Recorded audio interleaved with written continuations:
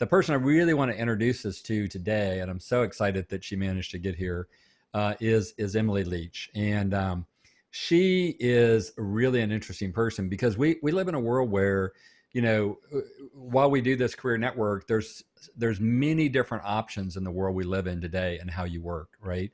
You can be freelance, you can do consultant, you can have your own business. There's a lot of different ways to work. And so John Schober, who presented here before, introduced me to Emily because she is an expert in the freelance space and has done this for since like the 1990s, working freelance. And so we really wanted to create a sort of an alternative perspective on career and have her share some of that with us. So I'm happy that she managed to get past her emergency and get here. And Emily, you have the stage.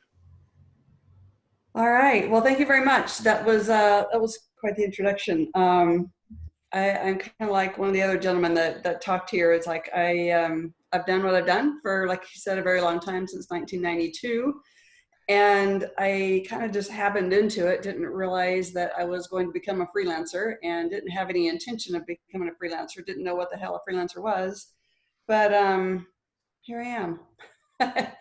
And it allowed me to raise my son. I was a single mom and a stay-at-home mom. Allowed me to live on a sailboat, allowed me to travel some of the world, and just do some stuff that I never anticipated I would get to do, especially once that decision was made to move and do life, and be a parent on my own. So what is freelancing? Does any of you guys kind of have a feel for what it is? A lot more people know about it now than they did when I got into it. Is it the difference between being a 1099 versus a W-2 employee?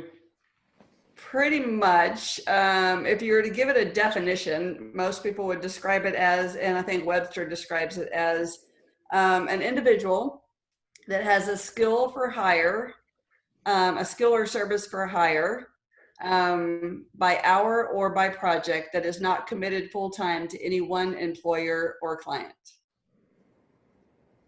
So there's your technical legalese of what it is. And in simple terms, it's somebody that's got something that they know how to do. A craft is what most of us call it. A skill, something that they're just really, really good at. And kind of like what Heidi was talking about earlier, there's a hole to fill. And I'm really good at this little spot, or maybe it's a bigger spot. And I know how to go and find that market and fill the gap that they don't have access to, or don't know what they don't know yet. And that is becoming bigger by the day, I swear. The opportunities that people can identify. And I forgot the person that was talking earlier that was talking about being specific. You know, the example of the gentleman that said, hey, I think it was John, I think it was you. No, maybe not. I think it's Kevin in response to John's. It was Kevin in response to John. Okay. I was so close. I got one of the names right. And the same really applies to freelancing, not only in what you're asking for, like Kevin was talking about, but in what it is you do. So a good example that is super easy for people to understand is, I know I've created a couple of different groups that connect people that do freelance to people that are looking for freelancers. And so I get to know a lot of freelance business owners. And so the example that I like to use is this one person, two different graphic designers. One told me that I'm a graphic designer and all I design is coins. Granted, I don't get many people reaching out and asking for a coin graphic designer, but the other graphic designer, but I still love that she has a super crazy niche like that. The other graphic designer, she goes, I do all kinds of graphic design work, but I love to do book covers for children's books. And I kid you not, I have had 4 people in the last few years reach out to me and say, I'm looking for a graphic designer. Could you help me find someone that does a book cover? I said, yeah, what kind of book is it? Well, it's a children's book. It'd be great if you had somebody that really understood how to design a book cover for children's books. And it was so easy to make that connection. And when the introduction was made, it was spot on. I mean, they could go forward. People didn't have to spend days, weeks, hours looking for their right person.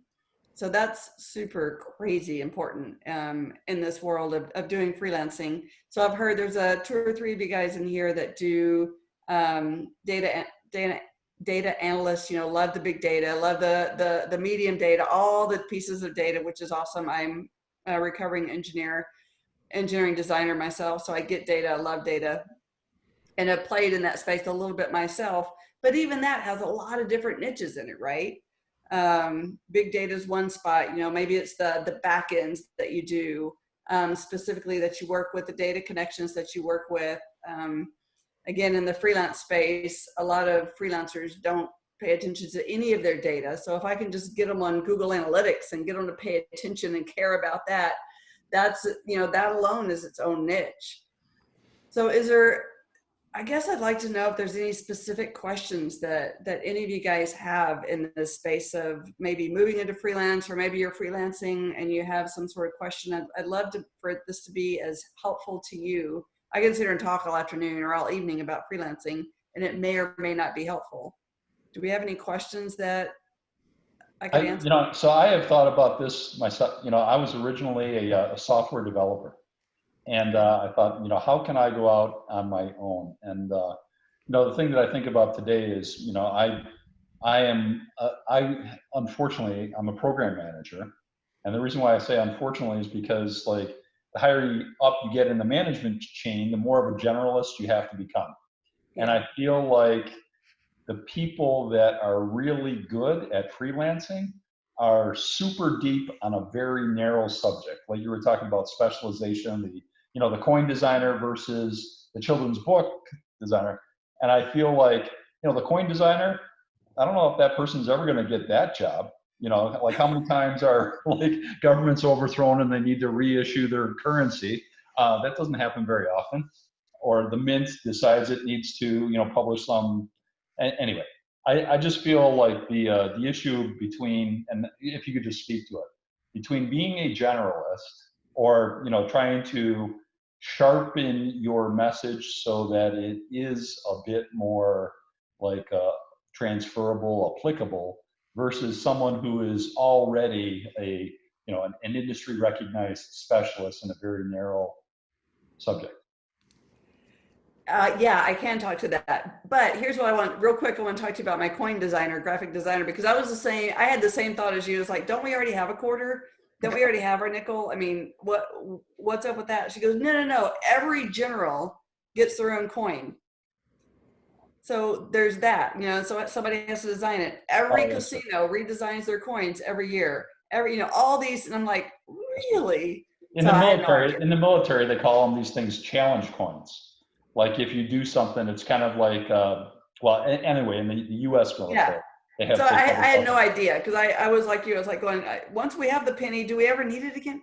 But speaking to the other side of it is, you can actually look at being a generalist within your niche, still a niche, right? Because even though, yes, we absolutely need the freelance business owner like myself, that I am really good at what I do, and I love to do just this part of it, and I will find other freelancers to do the other part because I don't like them, or I'm lazy, or whatever the thing is. It depends on what it is.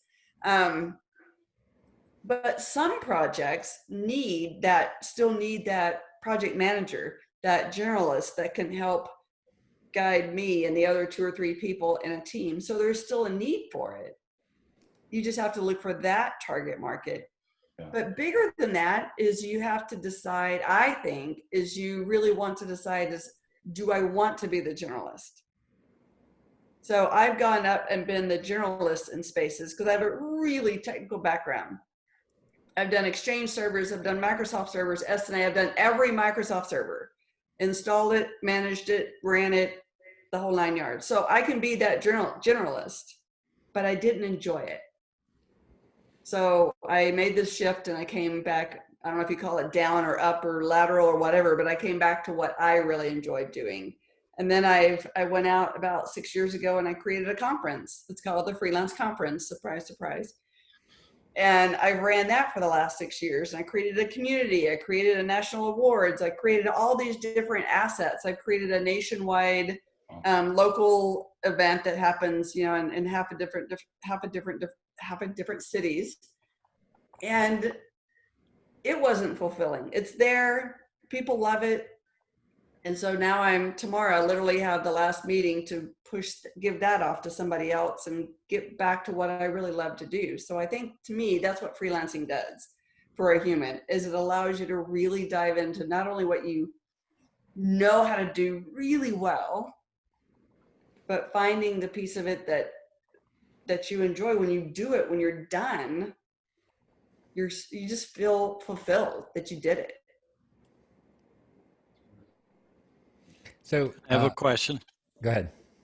Just wondering how you learn to balance, or I guess what percentage of your time you wind up spending doing what you love doing versus the portion of your time you spend trying to get new business or develop existing business.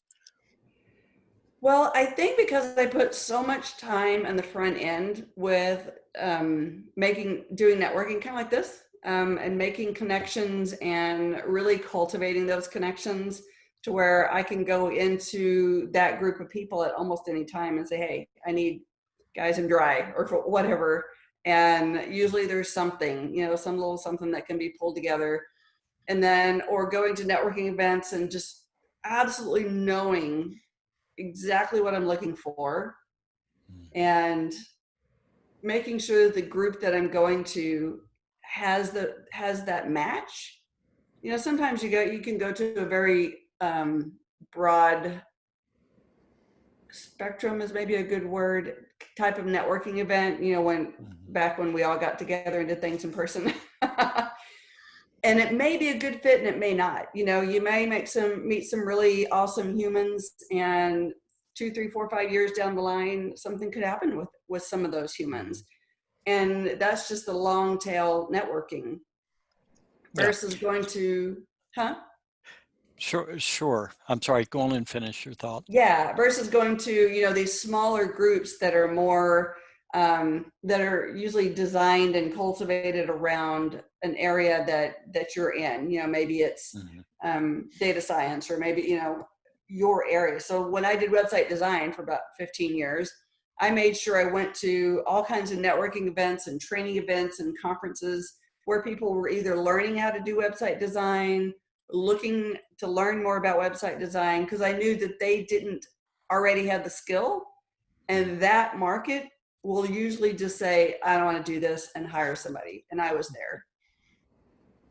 Does that make sense? That makes sense. And for me, I like being around people, but when you're in data, usually you're on a computer. And so I'm trying to figure out the best way to balance that. Yeah, that's okay. You've answered my question. That helps. The key, it sounds like, is building that community that works for you. Yeah, and finding that community. Some of it will be online, some of it will be in person when we get back to those days. Sure. And the thing that I found, I can totally relate. I did SEO for the same amount of time that I did website design. I did both of them, so there's a lot of data in that, you know. And my best return on investment of time spent was going to conferences. Where people were trying to learn how to do SEO or something like that. And I would just make sure that I stood up at some point in time in one of the breakout sessions and I asked a kind of controversial question, not rude, not icky, just controversial, that I knew I could answer if they couldn't. Sit down. I always got work out of that. Sounds great. Sound like fun too. It was fun. It was a lot of fun. So a question I have, Emily, like if you're, you know, a lot of people have really, you know, worked largely in a corporate kind of setting, you know, in a job, right? And or maybe they've, you know, done some of their own business kind of thing where, you know, they're trying to find clients on a regular basis, which is kind of what you're doing too, right? But like how does someone, especially if their background has really been in the corporate space, how do you shift from that to being freelance? Like, how do you go from 0 to 60 in that? Well, that can definitely be a tough one, because I have learned over the years that some humans are just innately designed to do freelance, and they make the shift effortlessly. I'm sorry, I have the Invisalign and some words just don't come out. And others, business just doesn't, their mind just doesn't quite work that way. And so it can be a much tougher transition. And so you have to identify that in yourself. Which one of those are you? And if you're the one that is, if you're the side that, hey, business just kind of makes sense. I understand that there's these 5 or 6 things that I'm going to have to do every single month. And I either like to do them or don't. And if I like to do them, I'm going to do them this way. And if I don't like to do them, I'm going to hire these people. And here's how I'm going to pay for that. Where there are other people that it's just interesting to me, because I was one of the ones that it was very easy for. It just made sense. And so when I have the opportunity to work with someone that it's just against everything that they know how to operate in, and maybe it's because they've been in the corporate world, but it feels to me like it's always been because their brain is just meant to work differently. And so they have to really get comfortable with, hey, there's 4 or 5 or 6 things, and they got to write them down. Accounting, I got to talk to an attorney at least once. I have to figure out how I'm going to bring clients on and how I'm going to do my messaging. And they very much need a blueprint. And so the first step is identifying, trying to figure out which side of that spectrum that you're on and where you're at in the spectrum. And then begin to play with all of those pieces. Either find someone, I'm more than happy to help when I can, or find a coach that can help you, guide you through that process, because it could be a slow learning curve. And some pieces you'll pick up easy. Other pieces are just going to be a little tough. And it's not right, it's not wrong. It's just the way the human is designed. But never lose sight of the craft that you're bringing to market, because that's really where it all is. But the craft is only part of the recipe. It's like the meat or the main vegetable, or, if you're a vegetarian, I guess, it's the main piece, but it's all the stuff around it still has to carry you there. If you do the work, you don't ever pay your taxes, that's going to come back and bite you. Yeah. And I kid you not, I have talked to more freelancers than I had any idea, that they're like, so how is it I'm going to get paid? So, well, you got a client? I'm like, yeah. So you invoiced them. What's an invoice? Oh, okay. So you have to walk them through. I mean, that's what I mean. They had no clue. And that's okay, but they totally don't know what they don't know. Right. Emily, this is Walter. I have a quick point I want to make to you. I was a gig worker or freelancer before they really popularized the word, because I had a family agribusiness that was like 4,000 acres of endless soybeans, okay? I dreamt, it's like counting sheep of a night, only counting those little things. But anyway, my whole point in what you're saying is about, being a journalist or a detail person. You have to decide, this is the way my head works, whether you're good at tactical issues that are right in front of you, or you're good at strategy and how to get something somewhere in a 4 to 6 month time frame. Right now, nobody knows what's going to happen in the next 4 to 6 months. So being a tactical person, you can kind of deal with the bumps in the road that are happening right now during this COVID-19 thing. I don't know if I'm really that good of a strategist, but I have to deal with a lot of tactical issues. And that's one thing that, whether you're a freelancer, a gig worker, you have to decide, am I good at day-to-day tactical issues like the invoice, or am I good at strategizing where this thing has to be in 6 months, a year? Or what do I need to, is a big question is, in order to be success 6 months from now, what 1 or 2 things that I have to do to make some money? Yeah, a lot of people will guide, especially a new freelancer, through three different um, phases, I guess, financial phases. And the first phase will be what is your absolute have to make dollar amount?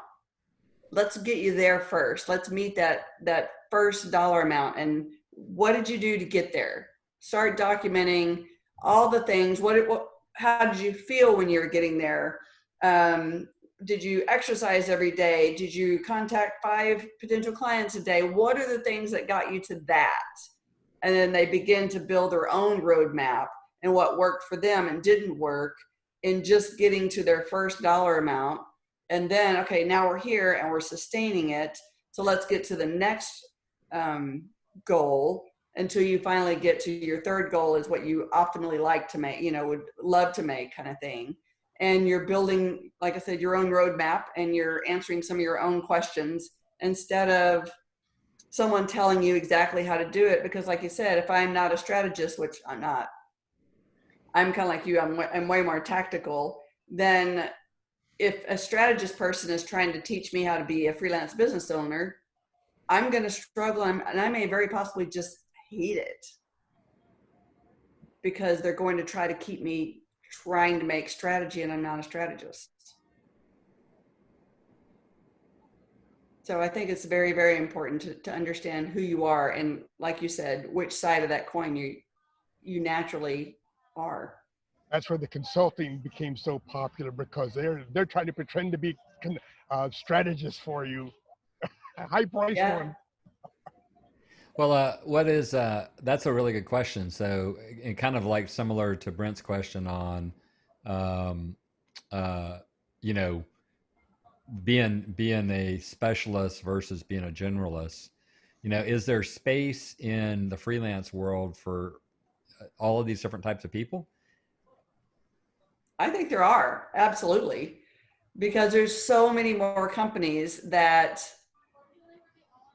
are looking for all of that. So going back to the concept of being a generalist, they may have a project that they need someone that fits that bill, but it's just a project. So they may not really want to hire an employee to do that. A general contractor is a perfect example. Right. That talk about being a generalist. And I have a friend right now that's literally looking for a GC to do their house. And so there's all of it, and you could bring in the generalists, and then the generalist needs to go out and find these anywhere 3 to 5 to 10 people that are going to make that team and run that project, and then they move on, hand it over to the company. Yeah. And so then the same thing on the tactical kind of person versus the strategist. And I know when you and I talked on this the first time, um, we were kind of talking about the fact, right? Like the idea that consultants are really freelancers, right? But they like to use Yeah. the word consultant, right? Yeah. So my 2 cents on that was that the freelancing is the business model that you're using, Right. and consulting is the way that you're providing your service through consulting. Any other questions?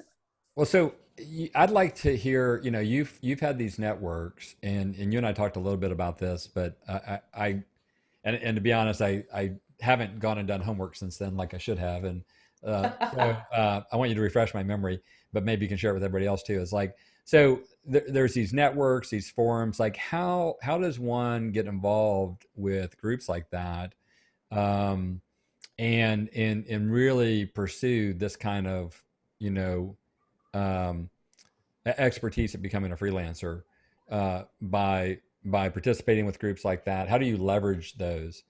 Is that part of the network, that are just supporting network, or is that, like you were saying, you were going to network events that were really on a topic, um, because you knew you could fulfill and meet people there that would want your business, and so that seemed like it was a place to go where you're really hunting more. But the network you were telling me about, is that also that, or is it more of a group that's a support organization and encouraging organization for you? So could you speak to these network kinds of things a little bit?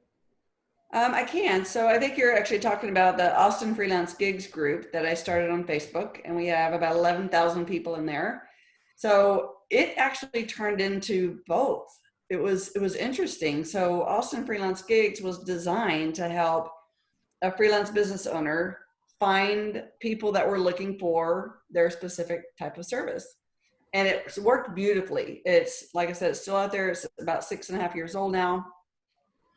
And over time, actually pretty quickly, but over time, we have these rules in there that keeps people from selling to each other. We don't allow self promotion.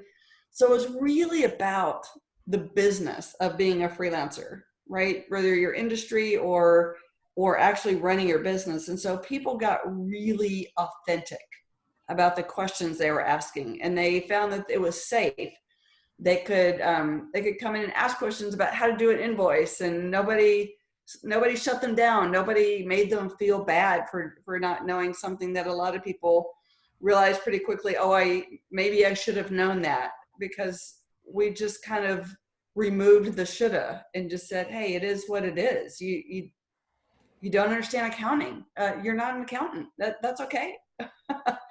And you might not have the money right now to hire an accountant. It's, welcome to the club. A lot of us don't, or we want to do it ourselves. So in that particular case, that group is both. It's very supportive of the goals that the freelance business owner is doing. It's very supportive of the goals of the companies that are coming in to look for a freelancer, as well as just supportive of the work that the freelancer is trying to do to build their own personal business. Some freelancers come in and they want to build a business, and then they want to grow that business from freelancing into a micro business and into the next level kind of thing. And a lot of us, we want to stay a freelancer. Right. We want to keep doing and being the best that we can be at what we're doing. And we don't want to have to go and learn everything about all the different things of our particular field. Maybe we really want to stay a Google Analytics expert. I'm just going to pick one small little area of data analytics, and I want to know it inside and out. So when somebody needs somebody, they know to reach for me. They know to come and knock on my door, and I'm the person. You're a freelancer. You understand. You want your reports done. You want to set up Google Analytics. You want to be able to know that an email campaign actually converted or didn't. Talk to Emily. She can help you get there. And then what you do and what George does and Darren does. And I'm so happy everybody has their names on there. It makes it so easy. If you're not a name person. So each group, as far as a networking group, has its own culture and its own purpose. This one has its own culture and its own purpose. You guys have some similarities in your belief systems. And then from there, you have a safe space that you created that you can all connect with each other and rely on each other over time. The stronger that connection gets. And so there's two pieces of networking to me. One of it is showing up consistently and being authentic so that the people that you're connecting can learn who you are and learn to depend on you, and vice versa. And the other part of it is bringing your gift to the table, taking on the opportunity to do something like this and share what you know, share how you're going to be willing to help the other people in the group. There's only so much, time people can give. So understand your own boundaries, understand who you are. That might be, to me, that is the biggest piece of freelancing, is know who you are, know your boundaries, know if you're a strategist or tactical, or that's super important. If you're tech savvy or not, if you love writing or not. I can't stand to write stuff. And so, people keep telling me to write a book, and I'm like, if it's over 200 words, I'm out. And sure enough, people want like 25,000 words in a book. So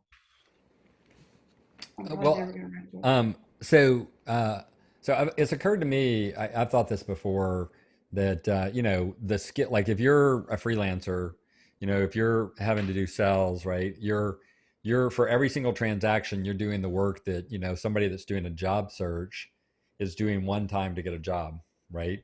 And so therefore, you know, it would seem like people that are doing that all the time become really good experts at networking and selling themselves on a regular basis because you're doing that over and over again. Is that a fair statement? You have to become good at, you have to like that kind of model, right? No, actually, well, yes and no. I mean, to some point, yes, especially in the beginning, it can definitely be that way. Now, if you are, and a lot of software developers, I know we had at least one person on there that talked on here that talked about being a software developer. A lot of times that personality is they don't enjoy networking events. They don't really enjoy getting out of the house, and which I can relate to. COVID hasn't really changed my life very much because I didn't leave the house before. I don't leave the house now. Um, so maybe that's a blessing. So you have to find a different way to get work, right? And though that personality may have far more success making strategic relationships. So I'm going to work with a software developer or a web developer. They may go out and really connect with and make really strong relationships with web designers because I'm not a developer. And so I can do a website design, but there's always a development piece that needs to be done, you know, and sometimes projects come across my plate that really a developer needs to do 90% of it. So I could pass that off, and vice versa. They may get someone that comes to them and they feel like they need a developer, and developer says, no, you really need a designer. You don't need this. So it's a great symbiotic relationship. And almost every field has that kind of, you know, I call them lateral skills, where you can go and find marketing people, because marketing people run across clients that need developers and designers and graphic designers and all these pieces. And so they really rely on those relationships. And then I don't have to sell all the time, like you're talking about. I don't have to go to networking events until I create my core group of people. I don't know if you're familiar with this, but they call it point of saturation. Insurance companies, if you decide to get into insurance, I think it's auto insurance specifically, but I'm sure they all have one. An auto insurance agent, once they get in, their goal is to get 2,500 active clients. And once they get that, it just goes. You know, people drop off and come on and all that kind of stuff, but that's their numbers. So everybody has to find kind of how many people do I need in my sphere to kind of keep work coming in, work that I enjoy and that I'm good at, that I know that when I do the work that they're happy, the person that recommended me is happy, and they'll even send me to the next person. Can I ask a different question? Yeah. Yeah. Okay. You brought up the idea earlier of having a belief system. I guess my question is, in a world that's regularly challenging people when they have a belief system that disagrees, and they have to represent their beliefs in the marketplace, how do you protect your beliefs in that setting? I think you choose to be or not be in it. You know, you can actually take the opportunity to practice how you're going to show up. You know, if you're going to take and push your belief system out in front, I don't know if that's right or wrong, but if you want to push it out in front, right? Or if you're just going to be the person, my father was this person where he just displayed his belief system. And it didn't matter what yours was, it never penetrated his. He was amazing that way. I understand that, and I prefer to live it personally, but I also know that at some point it becomes obvious what your beliefs are one way or another, and there are people out there that will come in and attack you. And so is there anything you can do to prepare for that? Do you work with your lawyer, or do you have partners that you work with? You make sure you have a consistent belief system amongst the people you partner with? Or just wondering if you have any recommendation in that area. Yeah, if I'm going to partner with someone, I definitely need to have, that belief system. They need to be side by side.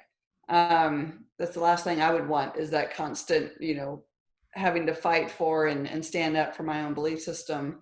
Now, if it's a client and I get any feeling that there's going to be a problem with my belief system versus their belief system, I will either just bring it straight up. Hey, I believe this. I'm not going to do that. It's just, it crosses my boundary.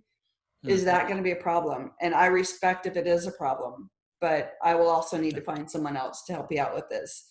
And I will and have stepped away from those situations. I just remove myself from them, better or worse. One of the great things about freelancing is you have many bosses in a way, right? But you can fire one of them and still have a job.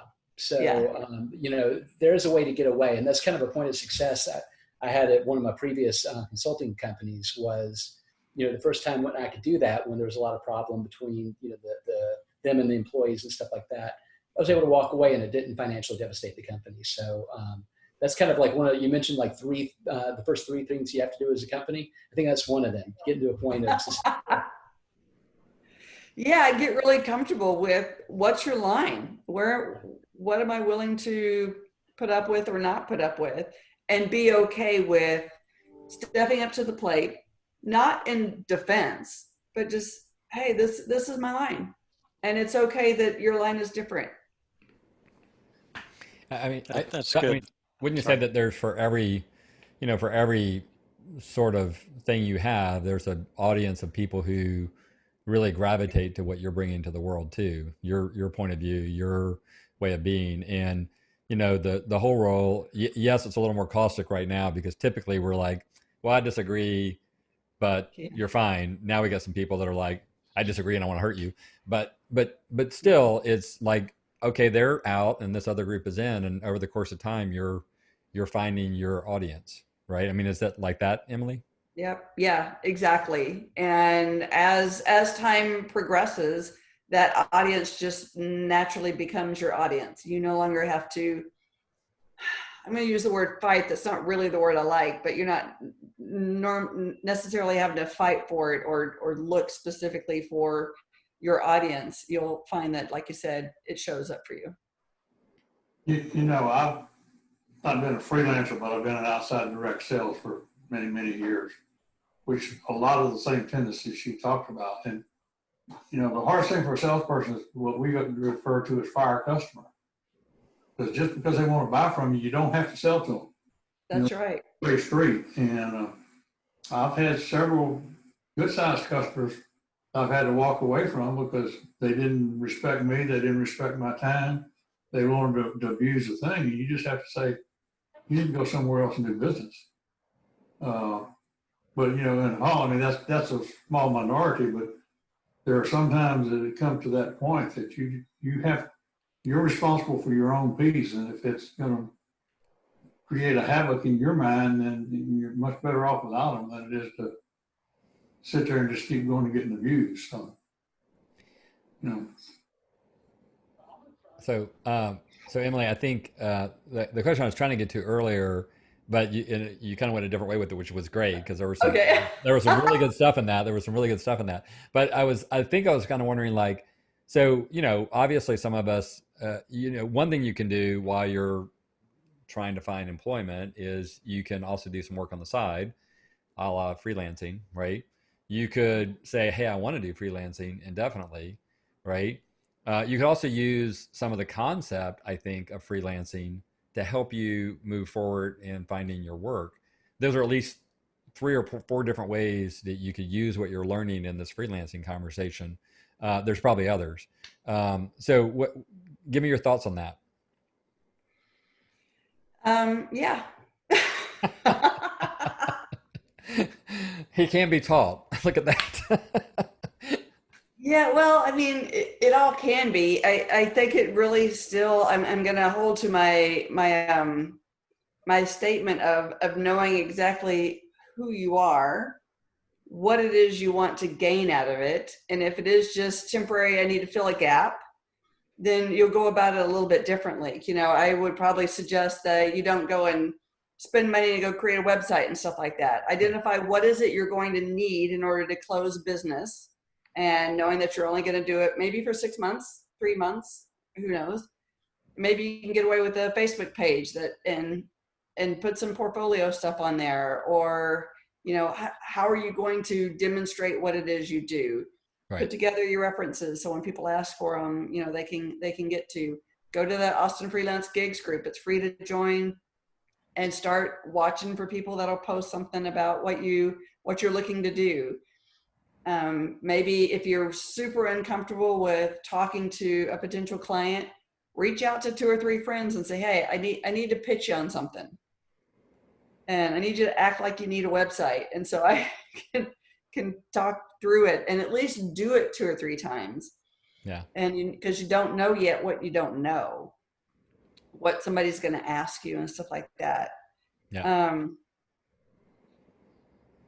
And you know what? And go again. I'm going to just tell you to go to the Austin Freelance Gigs group, because it's free.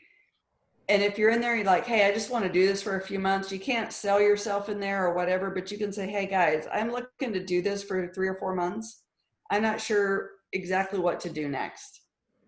Can you guys give me some guidance? Here's what I do, whatever. And people will come in and talk to you.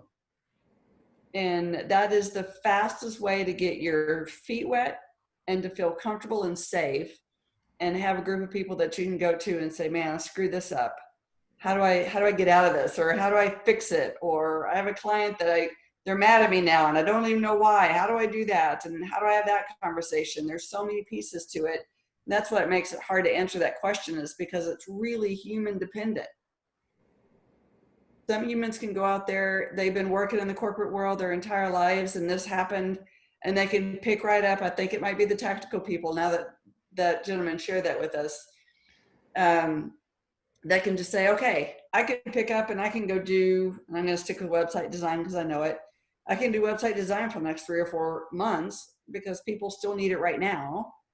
And then when my job comes back, or everything starts to pick back up, I can go get another job. Yeah. That's what I really want. And people that are maybe longer term thinkers, that might be a little bit harder for them to jump in and just do it short term. Right. I want to pick up on John's comment. I want to pick up on John's comment before I forget it. He made the comment about belief systems and how does my philosophy about running a business work out there. We are right now into a big transition. It used to be, and I quote the ex-CEO of Intel, only the paranoid survive in some of these businesses. Now we're in a totally different cooperative world, and a lot of this has been pivoted on the fact that now we have the advent of the legal classification, the Class B corporation, which says pay attention to your employees because they are a critical part of your business, not just the shareholders, the employees. And so we're going to a more cooperative, we have to work with other people more, as opposed to every other company and every other freelancer is our enemy.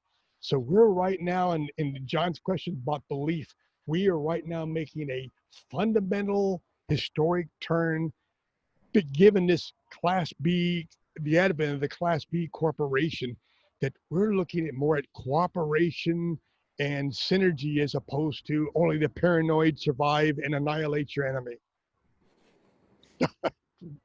I think it's really more of a shift from Western mindset to Eastern mindset.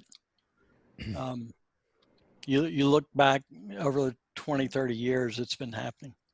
Yeah. Yeah, it's been about 15 years in New Mexico. And so you get a lot of, I did DOM, Doctor of Oriental Medicine, and you really do get a lot more of that energy around working together and being less confrontational, and how can we still get to a resolution in a more peaceful path. And you can imagine, I grew up in South Texas with very, very conservative Republican family. I don't fit my family very well anymore.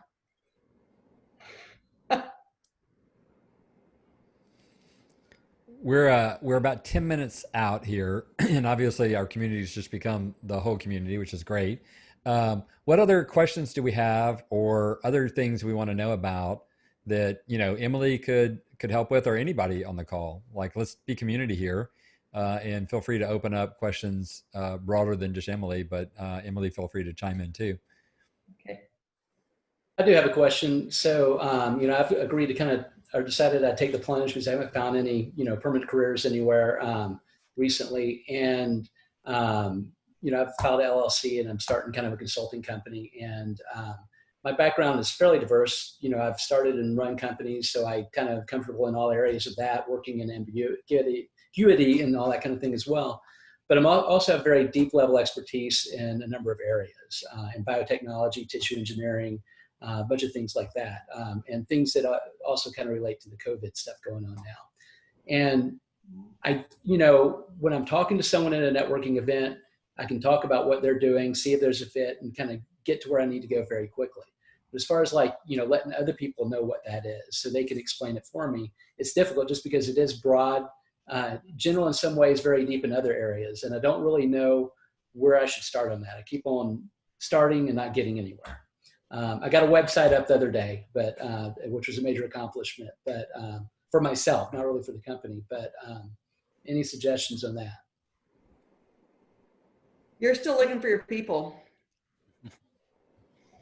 There has to be people out there that know what it is you do, that understand what it is you do, that are the connectors between where you are and where you want to go.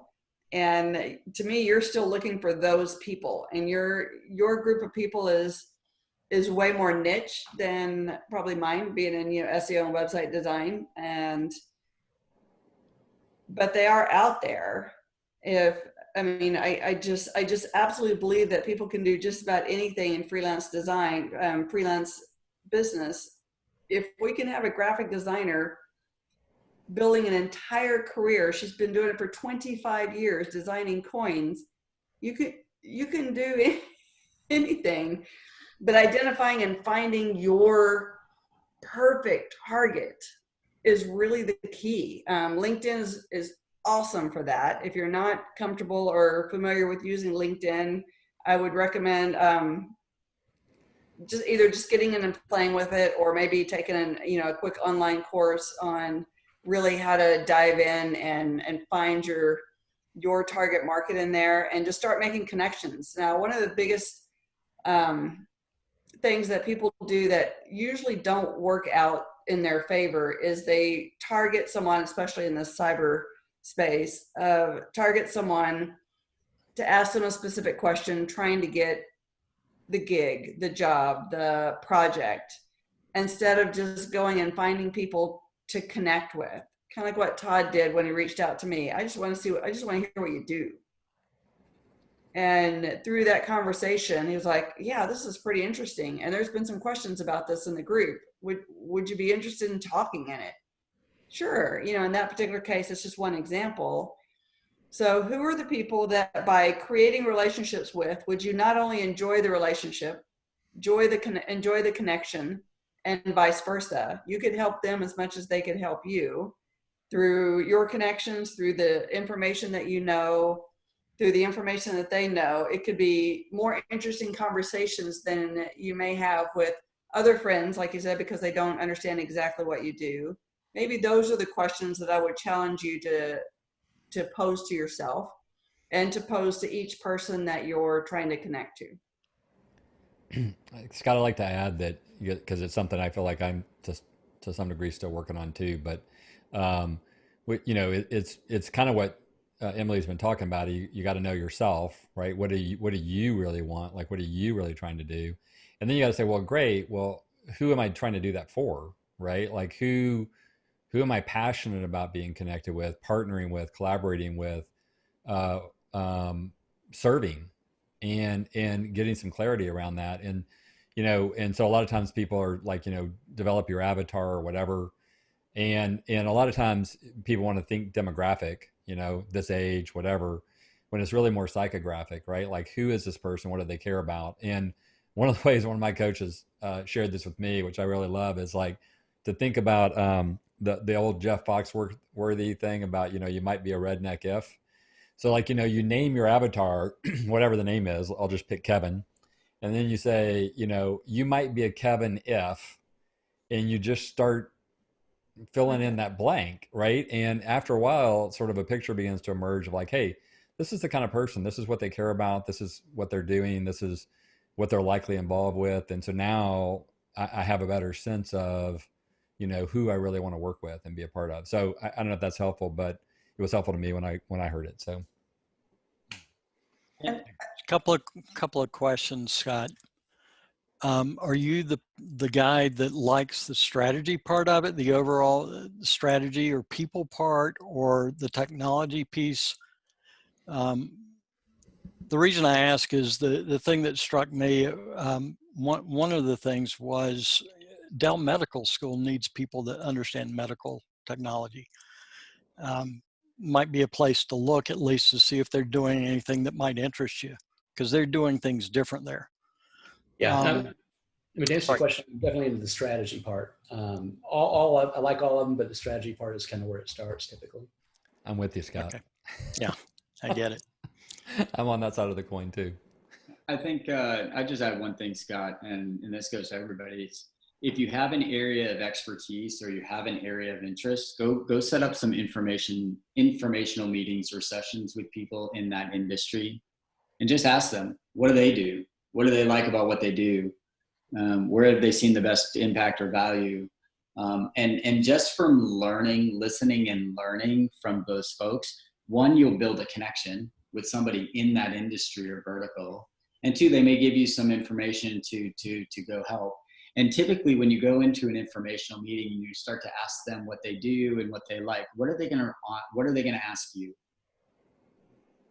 What you're looking for. What do you do? What do you like? Right? Yep. So it's a great lead-in question. I have an example. Back when I was in college, I was looking for a job, and I just moved into a new city, and I knew nobody. And it was back in a time where market wasn't good. It was back in the 90s. Market wasn't good at all. And I was at a gas station, and a car pulled in across from me, and I was down on my luck. I had been turned down probably 20 times that day for opportunities. And I was just looking for a restaurant job or somebody to just give me some work. And the guy pulled in next to me, and I just, how's your day? Oh, it was good. Just talk at the gas station, right? How's your day? Oh, you new around here? No. What do you do? I'm a manager at the local restaurant. Oh, really? Which one? This one down the street. Oh, cool. That's awesome. How's that going? Da, da, da. And then he asked me, what do you do? Well, I'm kind of down here looking for a job. His next comment was, well, it's interesting. I'm looking to hire. And I ended up spending 5 years working for that guy in 2 different places. So I tell that story because we are so focused on like trying to go to a specific area to find the right person, where that right person might be your neighbor. It might be the person on your kid's sports team. It might be on it may be on a person in if your kids go to Boy Scouts, is somebody in your troop. We're so narrowly focused. All you have to do is just ask questions, and then somebody's going to ask you your story, and that will give you an opportunity to share some of those things you love. And we all know that if we love something we're passionate about, it will come out in our conversation. And when you start talking about it, somebody say, hey, I know somebody that might need that. Or, hey, by the way, let me do this. So I'd say open the blinders, just talk to everybody, and just ask for informational meetings in the areas of expertise or the places you want to go, and start learning. You'll start to figure out, based on just talking to people, is that really where I want to be? Is that what I want to do? Well, that's a great, awesome final word, because we're running out of time. We want to definitely honor all the time that all of you spend with us. And besides that, Scott's daughter is basically ready for him to get off of this thing. Oh, Kinsey, we're going to end on time for her. Kinsley. Yeah.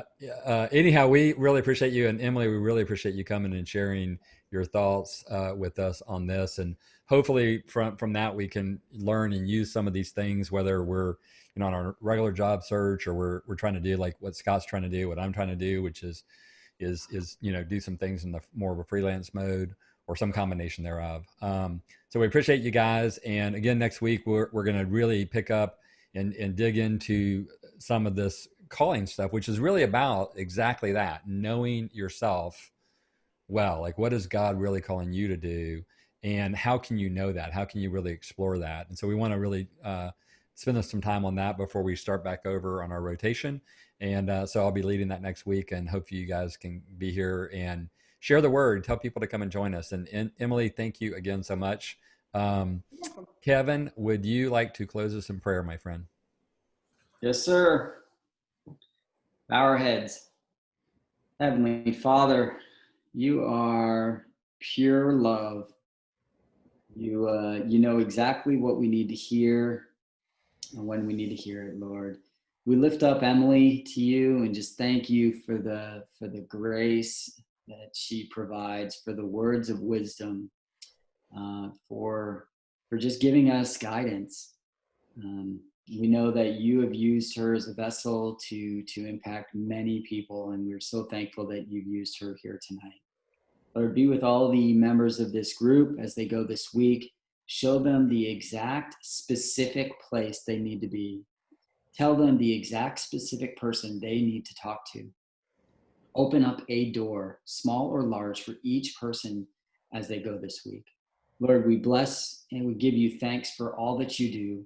We ask that you protect this organization, the groups of people that are here, and those that we will impact in the times to come. We thank you for all that you do for us, and we lift this all up in your Son's name. Amen. Amen. Amen. Thank you, guys. Amen. Emily, thank you again. We really appreciate you. Thank you guys for having me. This was a blast. Thank you. Thank you. It was really good. Really good session. Bye, guys. Bye. Bye-bye. This is Todd Boyum, and we hope you enjoyed this presentation of Fellowship Career Network. We meet every Monday evening from 6:30 to 8 p.m., and we hope you'll join us soon. To register and receive the Zoom link in your email, simply go to fellowshipcareernetwork.com today.